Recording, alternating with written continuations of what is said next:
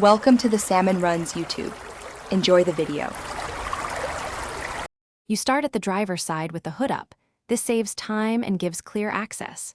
First, remove any engine cover. Use your 8mm socket because it blocks the intake box. Once done, you'll see clips and 2 screws holding the airbox lid. Make sure to note sensor wires and vacuum lines so you don't pull them. You'll feel why a glove helps. The edges can be greasy. Now unclip the fasteners slowly so nothing snaps. Once the lid is loose, lift it while watching for trapped hoses.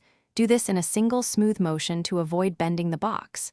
You'll now unplug the mass airflow sensor by pressing its tab. Don't yank the wiring because you can crack the connector. Slide the Maestro Edge filter up and out. If it resists, rock it gently side to side. There's usually a plastic lip gripping it. Inspect the seal and housing for crumbs and oil. Clean with a microfiber if needed before replacement. You now drop the replacement filter into the housing, making sure its rubber gasket seats evenly. Misalignment causes unfiltered air. Once seated, lower the lid, reattach clips and screws, and reconnect the MAF harness. Tug gently to confirm a secure fit. Start the engine and listen for whistling. That would mean a leak. If a check engine light comes on, turn off, recheck connectors and the filter orientation. If it persists, scan and clear codes. Then retest to verify the repair. Thanks for watching. Consider subscribing if we helped you.